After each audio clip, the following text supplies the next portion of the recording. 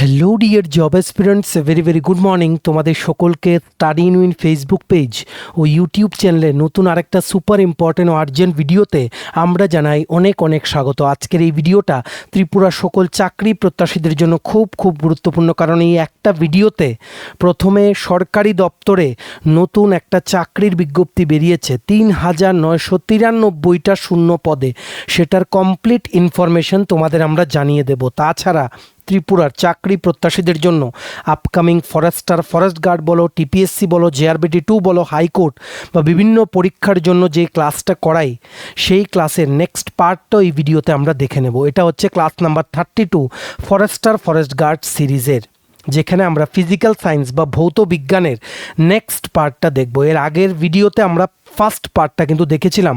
Important most repeated MCQগুলো আমরা cover করব English plus Bangla দুটো ভার্সনে, along with vast amount of extra information, যেগুলো তোমরা খাতায় কিন্তু নোট ডাউন করে রাখবে।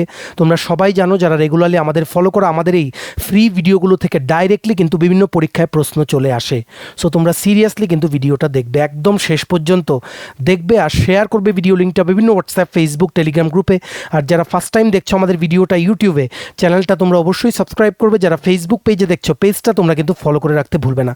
স্টাডি ইন উইন ফলো করলে ত্রিপুরার সমস্ত চাকরির আপডেট সবার প্রথম একটা প্ল্যাটফর্মে জেনুইন আপডেটস অন টাইম তোমরা পেয়ে যাবে, এতটুকু গ্যারান্টি দিয়ে আমরা কিন্তু তোমাদের বলতে পারি।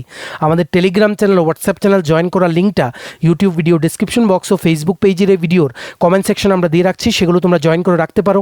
সেখান থেকেই টাইম টু টাইম সব আপডেট তোমরা কিন্তু পেয়ে যাবে। আচ্ছা, big news for all the job aspirants of Tripura.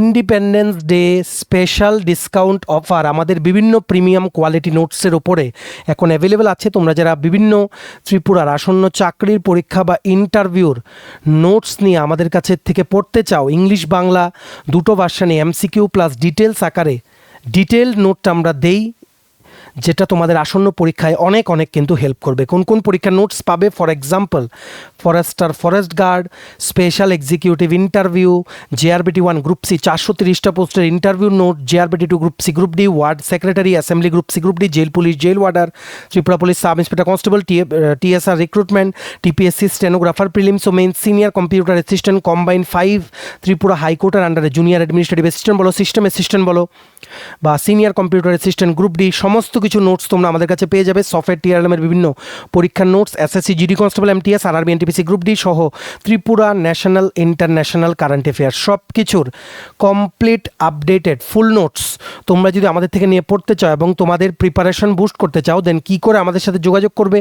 এক্ষুনি আমাদের এই কন্ট্যাক্ট নাম্বারটা নিজেদের মোবাইলের কন্ট্যাক্ট লিস্টে সেভ করো। সেভ করে মোবাইলের ইন্টারনেট অন করে বা ডেটা অন করে হোয়াটসঅ্যাপের কন্ট্যাক্ট লিস্টটা রিফ্রেশ করে দেখো, আমাদের এই নাম্বারের এগেনস্টে হোয়াটসঅ্যাপ শো করবে। এক্ষুনি হোয়াটসঅ্যাপে মেসেজ করে বলো কোন পরীক্ষার নোটস লাগবে, বাকি নোটসের ডিটেলস, ডেমো প্রাইস আমরা হোয়াটসঅ্যাপ মেসেজে রিপ্লাই করে তোমাদের কিন্তু বলে দেবো। আমাদের হোয়াটসঅ্যাপ নাম্বারটা নোট ডাউন করে রাখো, 6033157164। আবার বলে রাখছি 6033157164। এক্ষুনি মেসেজ করে এই অফারে, দুর্দান্ত অফারে নোটস নিয়ে কিন্তু নিজেদের প্রিপারেশনটা আজকে থেকেই তোমরা কিন্তু শুরু করো। এইবার আমরা চলে যাচ্ছি আজকের ভিডিওর প্রথম আপডেট। ত্রিপুরার সকল চাকরি প্রত্যাশীদের জন্য একটা বড় সুযোগ চলে এসছে। ভারতীয় রেলে, ইন্ডিয়ান রেলওয়েজে জুনিয়র ইঞ্জিনিয়ার পোস্টে বড় একটা নিয়োগ বিজ্ঞপ্তি বেরিয়েছে, যেটার অনলাইনে আবেদন প্রক্রিয়া আজকে থেকে কিন্তু শুরু হয়েছে। ঠিক আছে, আজকে থেকে মানে হচ্ছে 14ই আগস্ট 2026। টোটাল 3993 পোস্টে একটা মেগা রিক্রুটমেন্ট বেরিয়েছে। আগরতলায় কিন্তু পরীক্ষা হবে। তোমরা কেউ যাতে কাউর যাতে তোমাদের মিস যাতে না হয়, কেউ কিন্তু মিস করবে না। আবেদন করার তারিখগুলো হচ্ছে আজকে থেকে মানে 14ই আগস্ট থেকে 13ই সেপ্টেম্বর হচ্ছে লাস্ট ডেট আবেদন করার। কোয়ালিফিকেশন লাগবে 3 বছরের ডিপ্লোমা বা 4 বছরের বা 3 বছরের BTech engineering degree in civil engineering বা মেকানিক্যাল ইঞ্জিনিয়ারিং বা ইলেকট্রিক্যাল ইঞ্জিনিয়ারিং বা ইলেকট্রনিক্স ইঞ্জিনিয়ারিং বা কম্পিউটার সায়েন্স ইঞ্জিনিয়ারিং বা MCA ইত্যাদি। পোস্ট ওয়াইজ আলাদা আলাদা কোয়ালিফিকেশন, কিন্তু বেসিক কোয়ালিফিকেশনগুলো আমরা বলে দিলাম। পোস্ট ওয়াইজ কোয়ালিফিকেশনগুলো তোমরা নোটিফিকেশনের PDFটা ডাউনলোড করে কিন্তু পড়ে নিতে পারো। দেখো, centralised employment notification number 04/2026, recruitment for various post of junior engineer and depot material superintendent. ঠিক আছে, opening date of online application আজকে থেকে 14ই আগস্ট, লাস্ট ডেট হচ্ছে 13ই সেপ্টেম্বর। অনলাইনে আবেদন করার, একমাত্র অনলাইনে তোমরা আবেদন করতে পারবে। সব কিছু বলে দিচ্ছি কী করে আবেদন করতে পারবে। প্রথমেই দেখে রাখো various post of junior engineer and depot material superintendent level 6। Basic pay হচ্ছে 35,400, আর বয়স হতে হবে 18 থেকে 33 বছরের মধ্যে। টোটাল ভ্যাকেন্সি হচ্ছে 3,993। ঠিক আছে। আর ST SC PH category ex সার্ভিসম্যানদের জন্য আপার এজ লিমিটের রিল্যাক্সেশন আছে as per government of India norms. ঠিক আছে। OBC ক্যাটাগরির জন্য কিন্তু রিল্যাক্সেশন আছে, যেহেতু এটা সেন্ট্রাল গভর্নমেন্টের জব। আগরতলায় কিন্তু অনলাইন কম্পিউটার বেস টেস্ট 1 ও কম্পিউটার বেস টেস্ট 2 কিন্তু হবে। সিলেকশন প্রসেসে আছে CBT 1, CBT 2, ডকুমেন্ট ভেরিফিকেশন ও মেডিকেল এক্সাম। ঠিক আছে। CBT 1, CBT 2 সিলেবাসটা দেখে রাখো। যেমন CBT 1-এ ম্যাথস 30টা কোশ্চেন, CBT মানে 1-এ 30 মার্ক হচ্ছে ম্যাথসের উপরে, মানে প্রত্যেকটা কারেক্ট আনসারে +1, নেগেটিভ মার্কিং আছে -0.25 করে।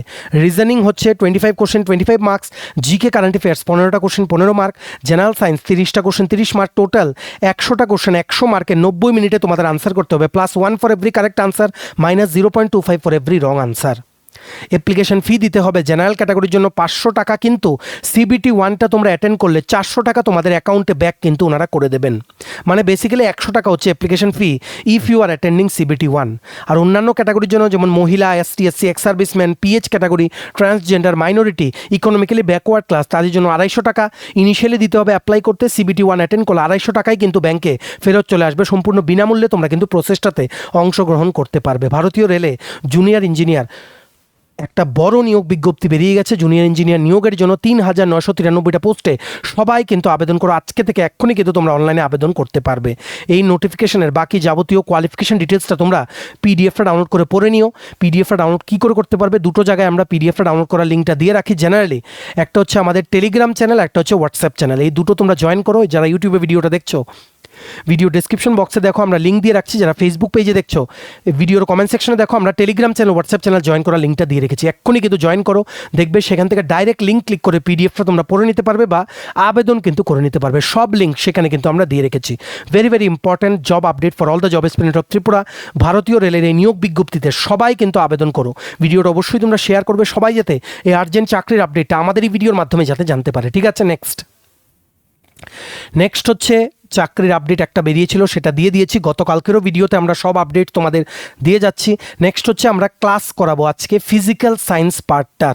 Forster, forest guard, TPSC, JRBT, হাইকোর্টের সব পরীক্ষায় কিন্তু কাজে লাগবে। একটা খাতা কলম নিয়ে বসো, মোবাইল বা ল্যাপটপ যেটাতেই দেখছো ফুল স্ক্রিন করে রোটেট করে নাও। প্রচুর এক্সট্রা ইনফরমেশন বলে দেবো যেগুলো তোমাদের আসন্ন পরীক্ষায় কিন্তু কাজে লাগবে।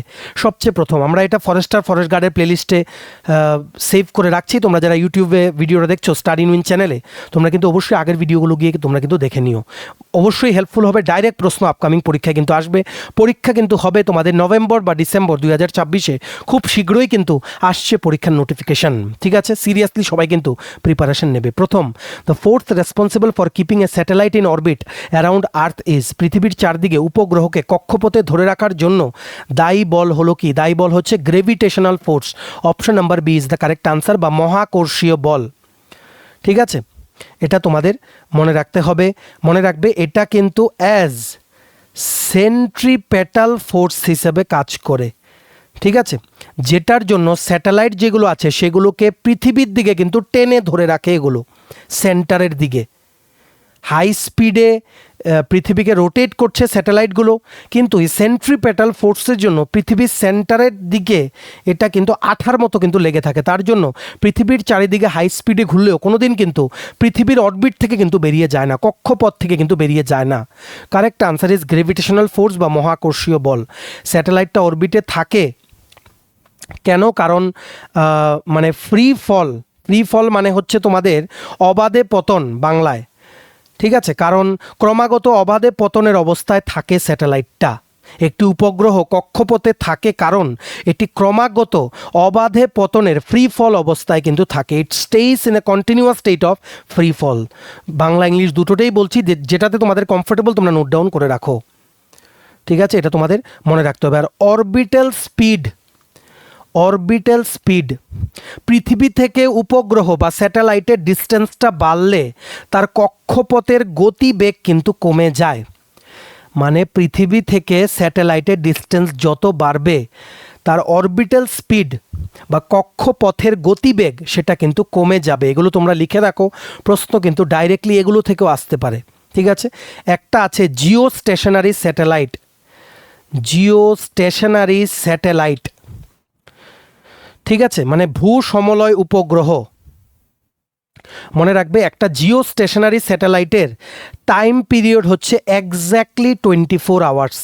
একটি ভূ সমলয় বা জিও স্টেশনারি স্যাটেলাইটের আবর্তনকাল ঠিক 24 ঘন্টা। জিও স্টেশনারি স্যাটেলাইট কিন্তু ওয়েস্ট থেকে ইস্টে কিন্তু রোটেট করে, যাতে করে আর্থের রোটেশনটা যাতে ম্যাচ করা যায়।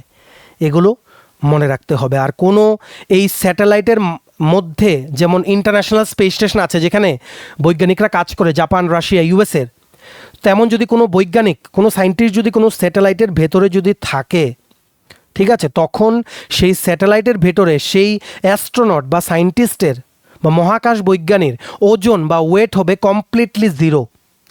কমপ্লিটলি জিরো কিন্তু হবে। ঠিক আছে, এর অরবিটাল স্পিডটা ডিপেন্ড করে আর্থের মাস কতটুকু আর অরবিটের রেডিয়াসটা কতটুকু। পৃথিবীর ভর এবং কক্ষপথের ব্যাসার্ধের উপর কিন্তু নির্ভর করে। এগুলো মনে রাখতে হবে। মনে রাখবে এসকেপ ভেলোসিটি, পৃথিবীর এসকেপ ভেলোসিটি, পৃথিবীর পৃষ্ঠ থেকে মুক্তিবেগ যেটাকে বলা হয় এসকেপ ভেলোসিটি, এটা হলো কত প্রতি সেকেন্ডে? এটা কত? এটা হচ্ছে 11.2 কিলোমিটার পার সেকেন্ড, 11.2 কিমি প্রতি সেকেন্ড। এটা হচ্ছে এসকেপ ভেলোসিটি। ঠিক আছে, এটা মনে রাখবে। ইম্পর্ট্যান্ট ওয়ান লাইনার্স যেগুলো পরীক্ষায় আসে কম্পিটিটিভ এক্সামে, সেগুলো আমরা বলে দিচ্ছি apart from the correct answer of each question. So note down অবশ্যই তোমরা কিন্তু করবে। Next question number 2, the temperature at which Celsius and Fahrenheit scales show the same numerical value is. Very important question.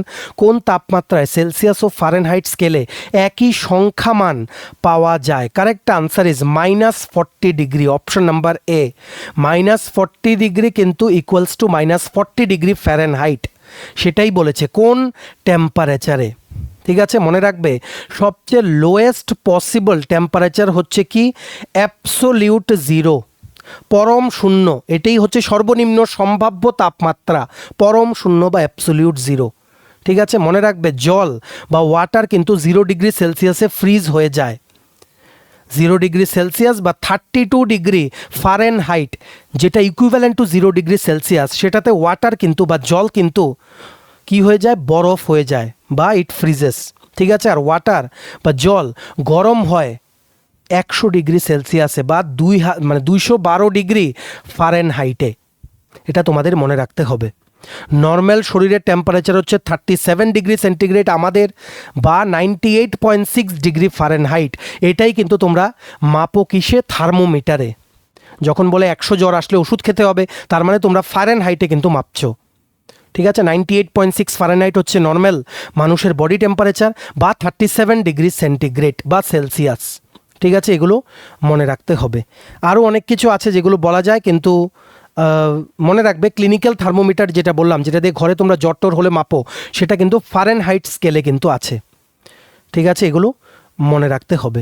অনেক কিছু আছে যেগুলো বলা যায়, যেমন সেলসিয়াস স্কেলে অ্যাবসোলিউট জিরো মানে লোয়েস্ট যাওয়া যায় সেলসিয়াস স্কেলে কত টেম্পারেচার? -273.15 degree, 273.15 degree. আরও অনেক কিছু আছে যেগুলো আমরা গ্র্যাজুয়ালি ক্লাসে কভার করব। Correct answer is option number A, 40 degree. Next, -40 degree. Next, which instrument is use to measure atmospheric pressure? বায়ুমণ্ডলীয় চাপ মাপার যন্ত্র কোনটি? Correct answer is barometer. Option number B, barometer is the correct answer. ঠিক আছে, এই barometer কি করে? এয়ার প্রেশারে যে চেঞ্জ হচ্ছে, পরিবর্তন হচ্ছে, সেগুলো মেপে অল্প সময়ের জন্য যে ওয়েদারে শিফট হয় বা ওয়েদার যে পরিবর্তন হয়, ঠিক আছে, ওয়েদার যে পরিবর্তন হয় সেগুলো প্রেডিক্ট করতে পারে। সেভাবেই কিন্তু অ্যাটমসফিয়ারিক প্রেশার কিন্তু মাপে ব্যারোমিটার। ভেরি ইম্পর্ট্যান্ট কোশ্চেন, প্রায়ই কিন্তু রিপিট হয়। ব্যারোমিটার আবিষ্কার করেছিলেন একজন সায়েন্টিস্ট বা বৈজ্ঞানিক 1643 সনে। হ্যাঁ, ইয়ারটা কারেক্ট আছে, 1643-তে। ওনার নামটা লিখে রাখো, EVENGELISTA, ইভানগেলিস্টা টোরিসেল্লি।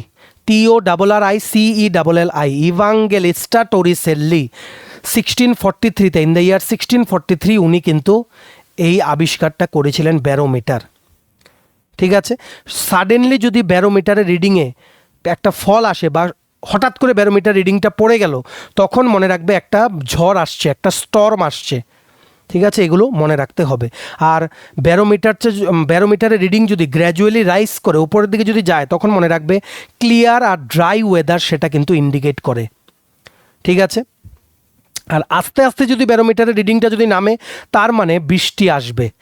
মানে একবারে নেমে গেলে পুরোটা, আস্তে আস্তে নামলে বৃষ্টি, একবারে নেমে গেলে হচ্ছে ঝড়। এগুলো তোমাদের ভালো করে কিন্তু মনে রাখতে হবে।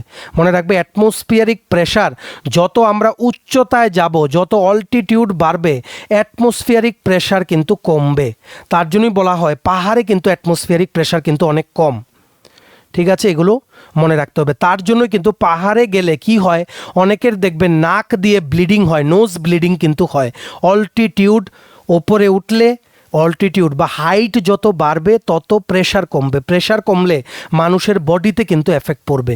এগুলো তোমাদের মনে রাখতে হবে। ঠিক আছে, এগুলো মনে রাখতে হবে। আরেকটা জিনিস মনে রাখো, একটা ডিভাইস, এটার নাম হচ্ছে অল্টিমিটার, ALTIMETER। এটা একটা বলতে পারো, এটাও একটা টাইপ অফ অ্যানেরয়েড ব্যারোমিটার, যেটা ফ্লাইটে বা এয়ারক্রাফটে ইউজ করা হয় উচ্চতা মাপার জন্য, অল্টিটিউড মাপার জন্য। অল্টিমিটার, এগুলো সব তোমাদের লিখে রাখতে হবে খাতায়। ঠিক আছে, এগুলো মনে রাখতে হবে। মনে রাখবে ওয়াটার বা জল সবচেয়ে কম তাপমাত্রায় বয়েল হয়, সেদ্ধ হয় কোথায়? পাহাড়ে। ঠিক আছে, কেন? কারণ অ্যাটমসফিয়ারিক প্রেশার কম, এটা মনে রাখতে হবে। তার জন্যই পাহাড়ে খাওয়া বানানো খুব কঠিন। এগুলো কিন্তু সিচুয়েশন বেসড কোশ্চেন কিন্তু জিজ্ঞেস করে, কারণ ওয়াটারের বয়েলিং পয়েন্ট তখন কমে যায়। ঠিক আছে, আরেকটা জিনিস মনে রাখবে, পাহাড়ে গেলে বা কোনো হাই অল্টিটিউডে গেলে ফাউন্টেন পেন যেগুলো, মানে যেগুলোতে কালি ঢুকিয়ে ঢুকিয়ে যেগুলো লিখতে হয়, ফাউন্টেন পেনগুলো লিক করে। কেন? পেনের বা কলমের ভেতরে যেই এয়ার প্রেশারটা আছে, বায়ুর যে চাপ আছে, সেটা বাইরের বায়ুচাপ থেকে বেশি হয়ে যায়। এগুলো মনে রাখতে হবে। ঠিক আছে, এগুলো অনেক কিছু আছে। যেমন আরেকটা জিনিস আছে, একটা জিনিস টার্ম মনে রাখো, আইসোবার, ISOBAR। আইসোবার হচ্ছে কিছু লাইন যেগুলো ওয়েদার ম্যাপে থাকে, সেই সমস্ত জায়গাগুলোকে কানেক্ট করে যেখানে ইকুয়াল অ্যাটমসফিয়ারিক প্রেশার আছে। অ্যাটমসফিয়ারিক প্রেশার মাপার SI ইউনিট হচ্ছে pascal, PASCAL। Very important question আসতে পারে। ঠিক আছে, এগুলো মনে রাখতে হবে। অ্যাটমসফিয়ারিক প্রেশার মাপার যে গ্রাফ, ঠিক আছে, সেটাকে বলা হয় বারোগ্রাফ বা ব্যারোগ্রাফ, BAROGRAPH। কন্টিনিউয়াস পেপারে রেকর্ড হয় এগুলো। ঠিক আছে, আরেকটা আছে manometer, MANOMETER, M for Mumbai, manometer. ঠিক আছে, এটা ইউজ করা হয় গ্যাসের প্রেশার মাপার জন্য, গ্যাসের প্রেশার মাপার জন্য। আর সমুদ্রর যে তল আছে, একদম নিচের যে তলটা আছে, সি লেভেল, সেখানে অ্যাটমসফিয়ারিক প্রেশার হচ্ছে সবচেয়ে বেশি। Highest atmospheric pressure is at the sea level. অনেক কিছু বলে দিলাম, আশা করি তোমরা নোট ডাউন করে নিয়েছো। Correct answer of this question is option number B, barometer. ঠিক আছে, নেক্সট কোশ্চেন হচ্ছে, which instrument measures relative humidity, আপেক্ষিক আর্দ্রতা মাপার যন্ত্র কোনটি? Correct answer is hygrometer. Option number B, hygrometer is the correct answer. ঠিক আছে, একটা টাইপ অফ হাইগ্রোমিটার যেটা প্রায় ইউজ হয় সেটা হচ্ছে সাইক্রোমিটার, PSYCHROMETER। ঠিক আছে, যেখানে একটা ওয়েট বাল্ব বা ড্রাই বাল্ব থার্মোমিটার ইউজ করা হয় বাতাসের আর্দ্রতা মাপার জন্য, সাইক্রোমিটার। It is a type of hygrometer যেটা সবচেয়ে বেশি কিন্তু ইউজ করা হয়। হাইগ্রোমিটার বেসিক্যালি রিলেটিভ হিউমিডিটি বা আপেক্ষিক আর্দ্রতা কিন্তু মাপে। ঠিক আছে, মনে রাখবে রিলেটিভ হিউমিডিটিকে সবসময় আমরা কিন্তু পার্সেন্টেজ হিসাবে কিন্তু এক্সপ্রেস করি, শতকরা হিসেবে কিন্তু প্রকাশ করা হয়। ঠিক আছে, এগুলো মনে রাখতে হবে। রিলেটিভ হিউমিডিটি যদি হাই হয়, বেশি হয়, মানে উচ্চ আপেক্ষিক আর্দ্রতা মানব দেহ থেকে কি করে, ঘাম বাষ্পীভবনের হার কমিয়ে দেয়। মানে রিলেটিভ হিউমিডিটি যদি বেশি থাকে তখন মানুষের গায়ে থেকে ঘাম কম বের হয়, এটা তোমাদের মনে মানে কম বাষ্প হয় ঘাম বা কম বের হয়। ঠিক আছে, এগুলো মনে রাখতে হবে। রিলেটিভ হিউমিডিটি যখন 100%-এ পৌঁছে যায়, বায়ুটা তখন স্যাচুরেটেড হয়ে যায়, সংস্পৃষ্ট হয়ে যায় মানে বায়ুটা সংস্পৃষ্ট বলে এটাকে, বাংলাটা তোমরা একটু দেখে নিও। মানে এটা বেসিক্যালি স্যাচুরেশন বলে। স্যাচুরেশন মানে একদম স্যাচুরেটেড, হাইয়েস্ট, মানে এর উপরে কিছু করা সম্ভব না। ঠিক আছে, এগুলো মনে রাখতে হবে। একটা টার্ম মনে রাখো, ডিউ পয়েন্ট, DEWPOINT। ঠিক আছে, এই ডিউ পয়েন্ট টার্মটা তোমাদের কিন্তু ভালো করে মনে রাখতে হবে। এটা হচ্ছে সেই টেম্পারেচার, যেই টেম্পারেচারে বাতাসটা পুরোপুরি স্যাচুরেটেড হয়ে যায় ময়েশ্চার দিয়ে, মানে আর ময়েশ্চার বাতাসে যেতে পারবে না। ময়েশ্চার মানে হচ্ছে আর্দ্রতা। ঠিক আছে, এগুলো মনে রাখতে হবে। আরও কিছু জেনে রাখো, ওয়ান লাইনার, যখন বাতাসের টেম্পারেচার যখন বাড়ে, বাতাসের যেই মানে তাপমাত্রা যখন বাড়ে, তখন সেই বাতাসের, গরম বাতাসের আর্দ্রতা ধরে রাখার, ময়েশ্চার ধরে রাখার ক্যাপাসিটিও বেড়ে যায়। উল্টোটাও তোমরা বলে রাখতে পারো, যদি বাতাসের টেম্পারেচার কমে তখন কি হয়, সেই বাতাসের এবিলিটিও কমে যায় ময়েশ্চার ধরে রাখার। তার জন্যই শীতকালে, কোল্ড বা উইন্টার সিজনে কিন্তু ঘাম কম হয়। সব কিছু কিন্তু একটার সাথে একটা রিলেটেড। ঠিক আছে, এগুলো মনে রাখতে হবে। যখন 100% যখন রিলেটিভ হিউমিডিটি হয়ে যায়, তখন বৃষ্টি, কুয়াশা এগুলো কিন্তু ফর্ম হয়, রেইন, ফগ এগুলো কিন্তু ফর্ম হয়। মনে রাখবে, রিলেটিভ হিউমিডিটি হাইয়েস্ট, সবচেয়ে বেশি থাকে আর্লি মর্নিংয়ে বা ভোরবেলায়, যখন টেম্পারেচার সবচেয়ে কম থাকে।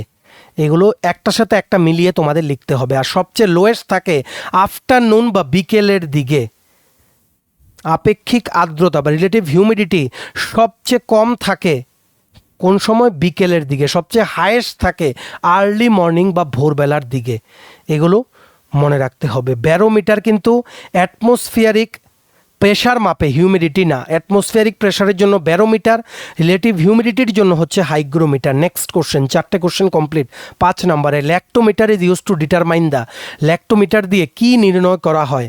কারেক্ট আনসার ইজ পিউরিটি বা ডেন্সিটি অফ মিল্ক। দুধের বিশুদ্ধতা বা ঘনত্ব নির্ণয় করা হয় ল্যাক্টোমিটার দিয়ে। ঠিক আছে, কি করে করে এটা? স্পেসিফিক গ্রেভিটি বা ডেন্সিটি বা ঘনত্ব মেপে। ঠিক আছে, এটা দিয়ে এটা চেক করা হয় যে দুধে কোনো জল মেশানো হয়েছে কি না। ঠিক আছে, এগুলো মনে রাখতে হবে। আর এই ল্যাক্টোমিটার যে বললাম, এটা কাজ করে based on Archimedes principal, ARCHIMEDES, আর্কিমিডিসের যে নীতি সেটার উপর ভিত্তি করে কিন্তু কাজ করে। ঠিক আছে, আর একদম পিওর মিল্কের স্পেসিফিক গ্রেভিটি, খাঁটি দুধের আপেক্ষিক গুরুত্ব কতটুকু? 1.028 টু 1.032 অবধি। ঠিক আছে, যদি দুধের মধ্যে যদি জল মেশানো হয়, ল্যাক্টোমিটারের যে রিডিংটা সেটা কিন্তু পড়ে যায়। ল্যাক্টোমিটারও কিন্তু একটা স্পেশালাইজড টাইপ অফ হাইড্রোমিটার। লিখে রাখো, হাইড্রোমিটার, HYDROMETER। হাইড্রোমিটার কিন্তু লিকুইডের ডেন্সিটি মাপতে সাহায্য করে। হাইড্রোমিটার অনেক কিছু কিন্তু তোমাদের আমরা বলে দিচ্ছি। আর দুধে সবচেয়ে মেইন যে সুগার কম্পোনেন্ট প্রেজেন্ট থাকে সেটাকে আমরা বলি ল্যাকটোজ, LACTOSE। ল্যাকটোজ অনেকেরই টলারেট হয় না, স্পেসিফিক্যালি যাদের গ্যাস্ট্রিক প্রবলেম আছে, দেখা যায় দুধ খেলে গ্যাস হয়ে যায়, সেটা কিন্তু ল্যাকটোজের কারণে। ঠিক আছে, এগুলো মনে রাখতে হবে। আরেকটা ব্যাকটেরিয়ার কথা মনে রাখো, ল্যাক্টোবেসিলাস ব্যাকটেরিয়া, LACTOBACILLUS ব্যাকটেরিয়া। এই ব্যাকটেরিয়া দুধকে দইয়ে কনভার্ট করে। It converts milk into card. এগুলো মনে রাখতে হবে। আর দুধের মানে গরুর দুধের যে ইয়েলো রং, মানে হলুদ কালারের যে রংটা হয়, সেটা হয় ভিটামিন B2-র জন্য। ভিটামিন B2 আর ক্যারোটিনের জন্য CAROTENE ভিটামিন B2কে বলা হয় রিবোফ্লেভিন RIBOFLAVIN। ঠিক আছে। আর দুধের মধ্যে যদি মানে কি মানে মাইক্রোবস বা মাইক্রোব্যাকটেরিয়া বা জীবাণু ধ্বংস করতে গেলে একটা প্রসেস করা হয়, সেটাকে বলা হয় পাস্টিউরাইজেশন, PASTEURIZATION, পাস্টিউরাইজেশন। এটা তোমাদের ভালো করে কিন্তু মনে রাখতে হবে। আর প্রত্যেক বছর 26শে নভেম্বর আমরা ন্যাশনাল মিল্ক ডে কিন্তু সেলিব্রেট করি, জাতীয় দুগ্ধ দিবস। ঠিক আছে। ফাদার অফ হোয়াইট রিভলিউশন, শ্বেত বিপ্লবের জনক নামে পরিচিত হচ্ছে Verghese Kurien. Very important question, VRGHESEQURIEN। Verghese কুরেনকে বলা হয় father of white revolution in India. লিখে রাখো, অনেক কিছু বলে দিলাম। Correct answer is option number A, purity বা ডেন্সিটি অফ মিল্ক বা দুধের বিশুদ্ধতা বা ঘনত্ব। Next question, which lens is use to correct myopia. Myopia বা নিকট দৃষ্টিতা সংশোধনে কোন লেন্স ব্যবহার করা হয়? Correct answer is option number B, concave lens বা অবতল লেন্স। মায়োপিয়াকে বলা হয় নিয়ার সাইটেডনেস। ঠিক আছে। আর কনকেভ লেন্সকে বা অবতল লেন্সকে বলা হয় ডাইভার্জিং বা মাইনাস লেন্সও কিন্তু বলা হয়, মাইনাস পাওয়ারের লেন্স বা ডাইভার্জিং লেন্সও কিন্তু বলা হয়। ঠিক আছে, এগুলো মনে রাখতে হবে। কনকেভ লেন্স দিয়ে মায়োপিয়া কারেক্ট করা হয়। মায়োপিয়া হলে কি হয়? মায়োপিয়া হলে ডিস্ট্যান্ট যে অবজেক্টসগুলো আছে, মানে দূরের যে জিনিসগুলো, সেগুলো দেখতে অসুবিধা হয় পেশেন্টের যাদের মায়োপিয়া থাকে। তারা কি করবে? তাদেরকে নেগেটিভ পাওয়ারের চশমা কিন্তু দেওয়া হয় বা কনকেভ লেন্সের চশমা কিন্তু দেওয়া হয়। ঠিক আছে, এগুলো মনে রাখতে হবে। এই কনকেভ লেন্সের ফোক্যাল লেংথ আর পাওয়ার সবসময় কিন্তু নেগেটিভ হয় সবসময়। এগুলো একটার পর একটা তোমাদের কিন্তু মনে রাখতে হবে। আরেকটা আছে হাইপারমেট্রোপিয়া। HYPERMETROPIA। হাইপারমেট্রোপিয়াকে ফার সাইটেডনেস বলা হয়, মানে দূরের জিনিস দেখতে পারে, কাছের জিনিস দেখতে পারে না যারা, বলা হয় তাদের হাইপারমেট্রোপিয়া আছে। সেগুলো কারেক্ট করা হয় ইউজিং কনভেক্স লেন্স। ঠিক আছে, কনভেক্স লেন্স মানে উত্তল লেন্স ব্যবহার করে সেগুলো কিন্তু কারেক্ট করা হয়। কনভেক্স লেন্সকে কনভার্জিং লেন্সও কিন্তু বলা হয়, CONVERGING। ঠিক আছে, এগুলো মনে রাখতে হবে। আরও অনেক কিছু আছে, যেমন মানে বয়স হলে যেই চোখের রোগ হয়, যেমন প্রেসবায়োপিয়া, PRESBYOPIA, বা চালসে হচ্ছে একটা চোখের রোগ যেটা বৃদ্ধ মানুষদের হয় বয়সজনিত কারণে, চোখে দেখতে কম পায়। সেটাকে বাইফোক্যাল লেন্স দিয়ে কিন্তু কারেক্ট করা হয়। বাইফোক্যাল লেন্স, ফোকাস বা বাইফোক্যাল লেন্স দিয়ে কিন্তু সেটার প্রতিকার কিন্তু করা হয়। আরেকটা চোখের রোগ আছে, সেটা হচ্ছে অ্যাস্টিগম্যাটিজম। এটাও খুব প্রশ্নে আসে, ASTIGMATISM। অ্যাস্টিগম্যাটিজমকে বাংলায় বলে বিষম দৃষ্টি। সেগুলো সিলিন্ড্রিক্যাল লেন্স দিয়ে কিন্তু কারেক্ট করা হয় বা বেলনাকার লেন্স দিয়ে কিন্তু মানে সেগুলো কি করা হয়, সেগুলো কারেক্ট করা হয়। লেন্সের পাওয়ার আমরা মাপি, পাওয়ার মাপার যে SI ইউনিট সেটা হচ্ছে dioptre, DIOPTRE, in short D লিখি। ভেরি ইম্পর্ট্যান্ট সবগুলো কোশ্চেন কিন্তু। ঠিক আছে, এগুলো মনে রাখতে হবে। আর মনে রাখবে চোখের মধ্যে যে রেটিনা আছে, RETINA, তোমরা অনেকে চোখ দেখাতে গেলে দেখো না রেটিনা টেস্ট দেয়, সেই রেটিনা কিন্তু মানব চোখের একটা লাইট সেন্সিটিভ স্ক্রিন হিসেবে কিন্তু কাজ করে। ঠিক আছে, এগুলো মনে রাখতে হবে। আর চোখের একটা পার্ট আছে আইরিস, IRIS। এই আইরিসই কিন্তু কন্ট্রোল করে কতটুকু আলো ঢুকছে তোমার চোখে। ঠিক আছে, এগুলো মনে রাখতে হবে। একটা সার্জারি আছে যেটা বৃদ্ধ মানুষেরা করায়, cataract surgery, CATARACT। Cataract surgery কি করে? ক্যাটারেক্ট সার্জারি, চোখে ছানি পড়লে সেই মানে সার্জারিটাকে, অপারেশনটাকে বলা হয় ক্যাটারেক্ট সার্জারি। ঠিক আছে, তখন কি হয়? এই ক্যাটারেক্ট সার্জারি করে ইন্ট্রাওকিউলার লেন্স সেখানে কিন্তু বসিয়ে দেওয়া হয়। ইন্ট্রাওকিউলার লেন্স, INTRAOCULAR। অনেক কিছু বলে দিলাম, এগুলো তোমরা নোট ডাউন আশা করি করে রেখেছো। পরীক্ষা এগুলো থেকে কিন্তু আসতে পারে, apart from the direct questions. Correct answer of this question is concave lens বা অবতল lens. Next, a shaving mirror is generally, shave করার আয়না সাধারণত কি? সাধারণত এটা হচ্ছে কনকেভ মিরর বা অবতল দর্পণ। ঠিক আছে, কারণ এটা ইউজ করা হয় কেন? কারণ এটা খুব বড় একটা ইমেজ ক্রিয়েট করতে পারে মানুষের মুখের যখন শেপ করে, সে যখন এই আয়নাটাকে যখন কাছে ধরা হয়, যাতে করে ইজিলি যাতে দাড়িগুলো যাতে দেখতে পারে। দেখে যাতে শেভ যাতে করতে পারে। আর বাকিগুলো আমরা সব বলে দিয়েছি তোমাদের। মনে রাখবে কিছু জিনিস লিখে রাখো, এগুলো তোমাদের মনে রাখতে হবে। কনকেভ মিরর, কনকেভ আয়নাতে বা অবতল দর্পণ বা আয়নাতে যখন কোনো জিনিস এটা একদম সামনে আনা হয় তখন ভার্চুয়াল আর ইরেক্ট ইমেজ কিন্তু এটা বানায়। ভার্চুয়াল আর ইরেক্ট, অসদ ও সমশীর্ষ প্রতিবিম্ব কিন্তু তৈরি করে। কনকেভ মিররকে কনভার্জিং মিররও কিন্তু বলা হয়, কারণ প্যারালাল যে রেসগুলো যাচ্ছে সেগুলোকে একটা সিঙ্গেল রেসে কিন্তু আনে। সেগুলো তোমরা যারা সায়েন্স পড়েছো ভালো করে কিছু মনে আছে যেগুলো তোমরা একটু পড়ে নিও, কারণ এগুলো থেকে প্রশ্ন কিন্তু আসে। এই কনভেক্স একটা জিনিস মনে রাখবে, একটা হচ্ছে কনকেভ, একটা কনভেক্স, যেটা আগের প্রশ্নতে বললাম। কনভেক্স মিরর, কনভেক্স আয়না, ঠিক আছে, বা উত্তল দর্পণ, সেগুলো ইউজ করা হয় যে গাড়িতে যে সাইডে রিয়ার ভিউ মিররগুলো থাকে সাইডে দেখার, যেখানে পেছন দিয়ে আসা গাড়িগুলোকে দেখে, সেটাও কিন্তু কনভেক্স মিরর, এটাও কিন্তু আসে। ঠিক আছে, এগুলো তোমাদের মনে রাখতে হবে। So correct answer of this question is option number C, concave mirror. Next question, rear view mirrors of vehicles are generally, একটু আগেই বলেছি কনভেক্স মিরর, এক্ষুনি বলেছি উত্তল দর্পণ।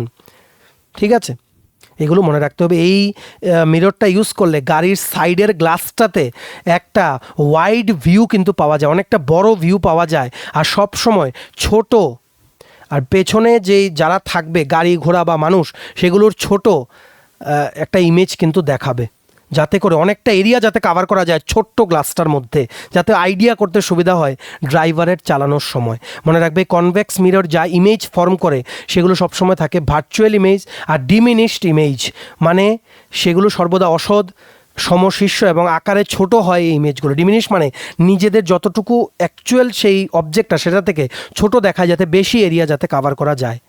ঠিক আছে, এগুলো মনে রাখতে হবে। আর গাড়ির যে হেডলাইট আছে, গাড়ির যে হেডলাইট বা যে জিনিসগুলো দিয়ে কিছু হারিয়ে গেলে সার্চ লাইট, যেগুলো ডিজাস্টার ম্যানেজমেন্ট টিম ইউজ করে, ঠিক আছে, সেগুলোতে কিন্তু কনকেভ মিরর কিন্তু ইউজ করা হয়, কনকেভ মিরর। ঠিক আছে, শেভ করার বললাম কনকেভ মিরর। উপরের কোশ্চেনটাতে ডেন্টিস্টরা, যারা দাঁতের ডাক্তার, তারা যেই মিররটা ইউজ করে, মানে আয়নাটা যেটা ইউজ করে, সেটাও কিন্তু কনকেভ মিরর। এগুলো তোমরা লিখে রাখো, কাজে লাগবে। ঠিক আছে, correct answer is option number C, convex বা উত্তল দর্পণ। Next, the phenomena of bending of light when it passes from one medium to another is called. আলো এক মাধ্যম থেকে অন্য মাধ্যমে গেলে বেঁকে যাওয়ার ঘটনাকে কি বলে? কারেক্ট আনসার ইজ রিফ্র্যাকশন বা প্রতিসরণ। Option number B, refraction is the correct answer. এই চেঞ্জ ইন ডাইরেকশনটা কেন হয়? মানে একখান থেকে গিয়ে আরেকখানে বেঁকিয়ে যায়, এক মিডিয়াম থেকে আরেক মিডিয়ামে গেলে বেঁকিয়ে যায়। এই যে বেঁকিয়ে গেল, সেটা কেন হয়? কারণ লাইটও কিন্তু নিজেদের স্পিড চেঞ্জ করে যখন একটা ম্যাটেরিয়াল থেকে আরেকটা ম্যাটেরিয়ালে যায়, তার জন্য ডাইরেকশনও কিন্তু পরিবর্তন হয়।